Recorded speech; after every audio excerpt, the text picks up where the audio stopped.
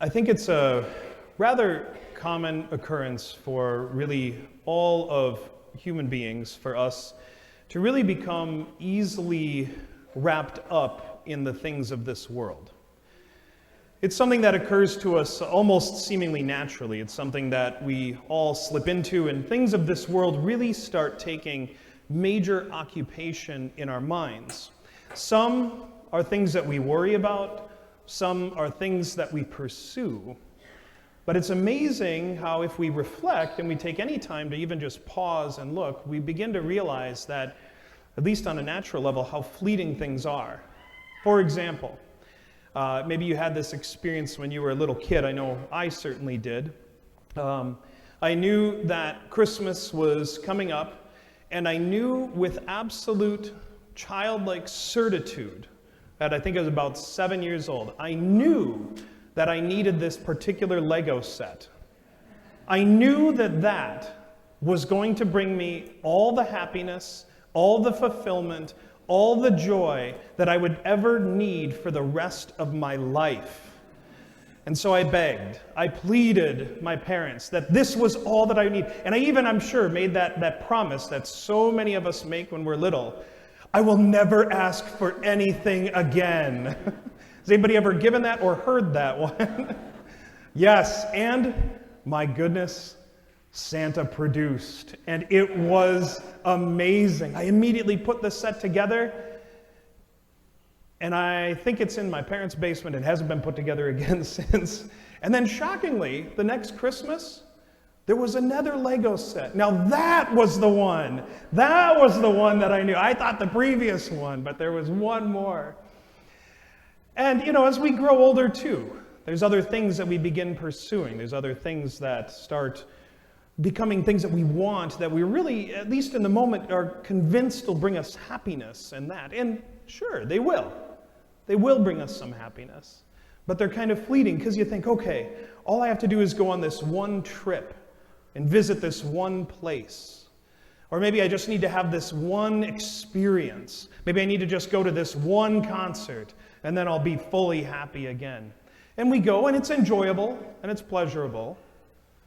But then it fades, and we look back, and we look at our pictures that we took that we forgot we took, and then our phone is full with all these pictures that we took that we never look at again. And then we wonder, what's taking up all this space on my phone? And then what do? We buy another phone. Why? Because we know that's the phone that'll make us happy.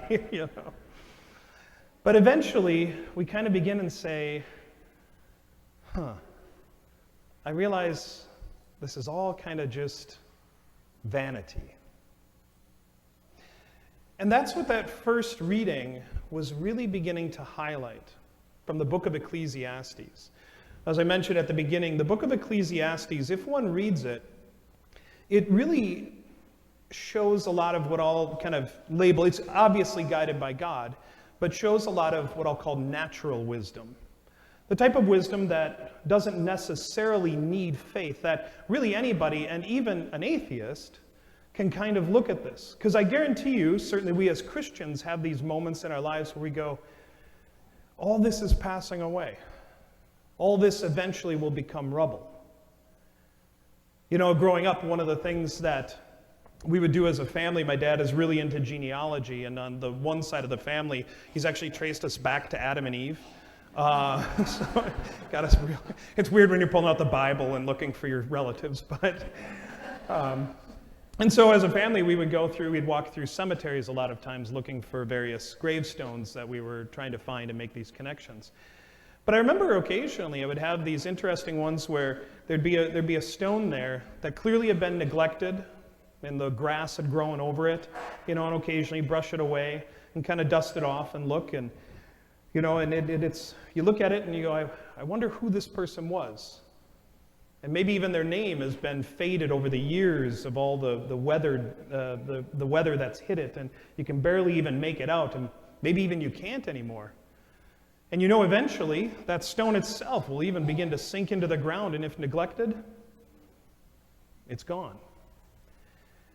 And on a natural level, this speaks to this experience that we have as humans, that we realize that everything, even the most grand things on the world, St. Peter's Basilica in Rome, or certainly the pyramids even in Egypt, and all of these begin to fade. And the human heart has to encounter the reality that I'm fading away. And in that moment, there's kind of two choices that the soul can take. When confronted with that reality, there's kind of two natural choices that the soul can take. One is what's commonly called YOLO. You only live once, right? Well, let's gain as much pleasure as possible for the 80, 90 years that I have here. Let's just do it and live it up. And then I'll pass away into nothingness. Or the other response is despair, where the soul goes, what's the point? What's this all about? And the writer, the author of Ecclesiastes, at least the portion that we have, kind of goes down that route a little bit. You know, vanity of vanities. All things are vanities, like he's throwing up his hands here. And he says, you know, you've labored for wisdom, for knowledge, for skills. And all of this, others have labored for property. And he says, also this, vanity. He's kind of saying, like, imagine if I had the entire the internet downloaded in my mind and I knew everything. At the end, it's all gone. And he says, what profit does any of this have? All his days, sorrow, grief at his occupation. And so if we stay there, those seem to be our only two options. Live it up as much as we can, have as much pleasure, or go to despair. But here's where the beauty of our faith comes in and responds to that reality. For Paul, writing to the Colossians, writing to Christians, writing to you and to me, he says, if you were raised with Christ, meaning if you've received the Lord through the beautiful gift of baptism, if you've encountered him in an intimate way, if you've received him in the Eucharist, he says, and you got to think about how this little line, but how important it is. Seek what is above. What is above. See, to somebody without faith, and they run into this vanity, this world, that's all they're left with. But you and I have the good news. When we run into that reality of the shortness of our life, in the reality that we can't take anything with us when we go, we have somewhere we can look. We have somewhere where we can have hope. We have somewhere that we know there is something that actually is eternal. Something that we truly do take with us. The reality of our relationship with God. And that becomes a source of incredible hope. This is why, you're here today. This is why you chose to get up this morning and come here to Mass. This is why you're here for this hour-and-a-half homily. This is why you... No, I'm kidding. Football hasn't started yet. We're good. We got time. No. But this is why you're here, because you are turning your minds in this very moment to that thing that is above, that thing that is going to be there for eternity. But then also, we need to make sure that we're a people who make that the priority. Not just simply rely on it as, at the end of life, maybe I can turn to it, but rather to live in the fullness of the joy that is now, and recognize that everything around here, as neat as it is just dust. St. Peter's Basilica, it'll be gone someday. All the amazing works and all the art and all of this will be gone. And all of that means nothing in eternity. The only thing that matters is your relationship with God. And this is that great call to foster that right here and now. One of the most stark and powerful examples of that is, of course, the great St. Francis of Assisi. If you don't know the story of St. Francis of Assisi, his dad was rather wealthy in these ways, and he himself was one who was able to be the recipient of a lot of that wealth. And one day he was in a church and he was praying, and the church itself, it was a little church, and it was dilapidated, it was kind of falling apart, and he heard the crucifix speak to him and said, "Francis, rebuild my church. Rebuild my church." Now, he interpreted that at his young age as meaning physically rebuilding it. So he went to his dad's business, he grabbed a cart, a horse, and some cloth, and he went and he sold the cloth, the cart, and the horse, and then brought all the money to the priest. And the priest was like, "Wow, our capital campaign's really working out." and so all this money then came to this priest to go, and Francis said, "Here, rebuild this." Well, his dad, finding out that he'd lost the cloth, the cart, and the horse, runs and finds him and says, "Francis, you got to give this money back." And even the bishop, then his dad knew the bishop, so his dad brings the bishop, and they tell him, "You got to give the money back." And he said, "You know what? I realize that I need to live just for God." And so what he did in that moment was he literally stripped off all of his clothing, gave it back to his dad, and he said, "Now I owe this world nothing, and I can live just for God." And then the bishop gave him a sackcloth that became his habit, that he literally wore for the rest of his life. And then Francis lived in such a way exclusively for God.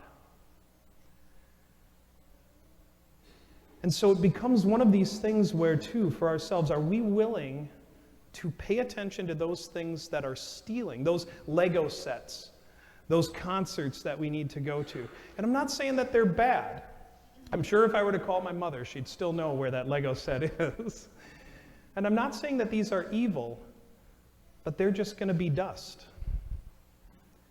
Are we letting them steal from us? Are we letting those things take away from us our eternal happiness in exchange for a few moments of happiness? Have I let my enjoyment of sports occupy more of my mind than I have of the eternal love and mercy that God has for me? Because as fun as sports are, they end. But God's love for me does not.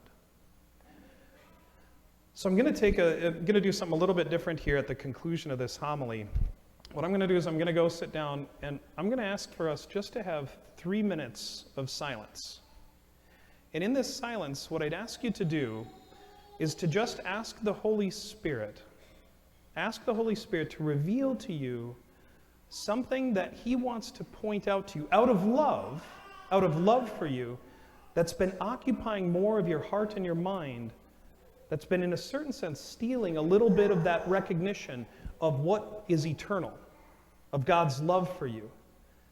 And then ask the Holy Spirit for the grace to be able to put that back to where it ought to be, to put that back, to make a little bit more of that space.